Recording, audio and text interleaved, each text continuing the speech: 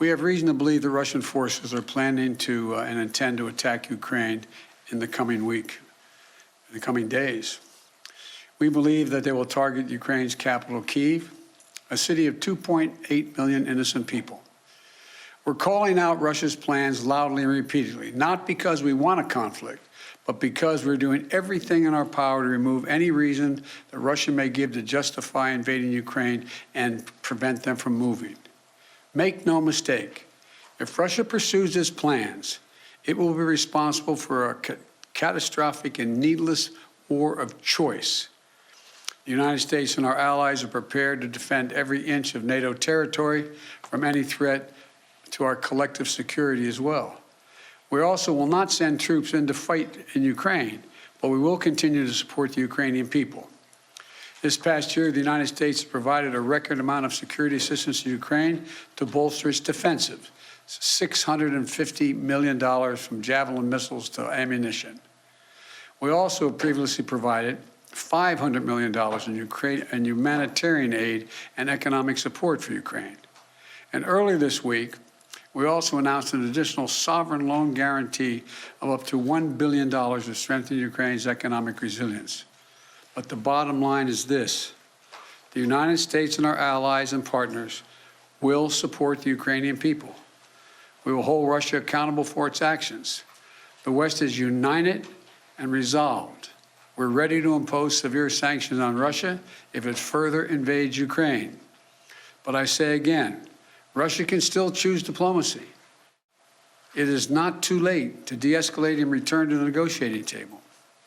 Last night, Russia agreed that Secretary of State Blinken and Foreign Minister Lavrov should meet on February 24th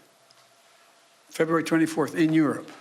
But if Russia takes military action before that date, we'll be clear that they have slammed the door shut on diplomacy. They will have chosen war, and they will pay a steep price for doing so, not only from the sanctions that we and our allies will impose on Russia, but the moral outrage the rest of the world will visit upon them. You know, there are many issues that divide our nation and our world, but standing up to Russian aggression is not one of them. The American people are united. Europe is united. The transatlantic community is united. Our political parties in this country are united. The entire free world is united. Russia has a choice between war and all the suffering it will bring, or diplomacy that will make a future safer for everyone. Now, I'm happy to take a few questions. Nancy from Bloomberg. Thank you so much, sir. Do you think that it is wise for President Zelensky to leave Ukraine if an invasion is as imminent as the U.S. says it is? That's a judgment for him to make, and a determination as to whether or not. I've spoken with Zelensky a dozen times, maybe more, I don't know. And it's in the pursuit of a diplomatic solution, it may not be it may be the wise choice, but it's his decision. And do you have any indication about whether President Putin has made a decision on whether to invade? Do you feel confident that he hasn't made that decision already? As of this moment, I'm convinced he's made the decision. We have reason to believe that. There seems to be a unanimity of spirit between the United States and Europe to do some sanctions, a comprehensive sanctions, but is everyone on board with the exact same sanctions that you want to do? Yes. There will be some slight differences, but there'll be more add-ons than subtractions. And President Putin is going to oversee some nuclear drills this weekend. How do you see that happening? What's your reaction to that, sir? Thank you. Well,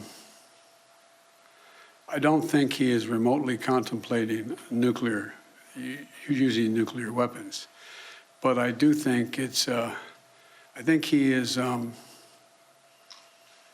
focused on trying to convince the world that he has the ability to change the dynamics in Europe in a way that he cannot. But I don't, how much of it is a cover for just saying we're just doing exercises and there's more than that, I just can't, it's hard to read his mind. Mr. President, clear, you are convinced that President Putin is going to invade Ukraine. Is that what you just said a few moments Yes, ago? I did. Yes. So is diplomacy off the table then? No. Until he does, diplomacy is always a possibility. What reason do you have to believe he's considering that option at all? We have a significant intelligence capability. Thank you very much. Thank you, guys. Thank you.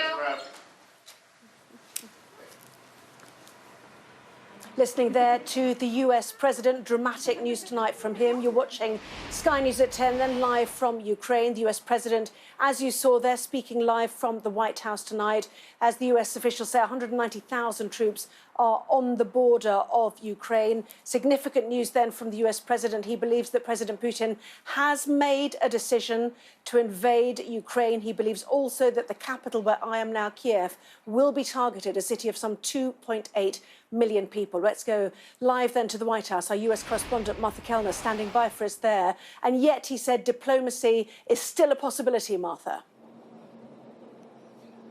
Yeah, he was saying that. He was suggesting the door to diplomacy is still open, but it seems it may be almost shut now. That incredibly alarming line from President Biden, a new revelation that he believes that President Putin has made his mind up to invade Ukraine.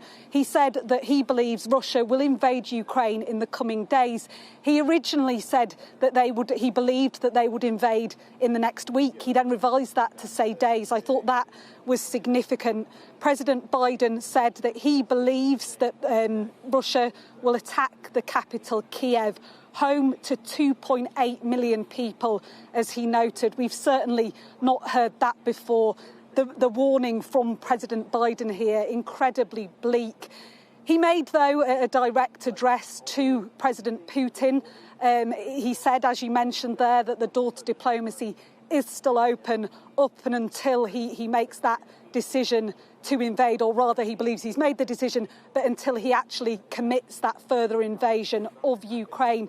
He delivered this warning to the Russian president. He said, make no mistake, if Russia pursues this plan, it will be responsible for a catastrophic and needless war of choice. That was something he said 3 days ago, that if President Putin chooses to launch this further invasion, that this will not be a necessary act. This will be something he and he alone has chosen to do. There was a note of reassurance to allies, President Biden pledging to defend every inch of NATO territory, but again insisting no US troops will go into Ukraine.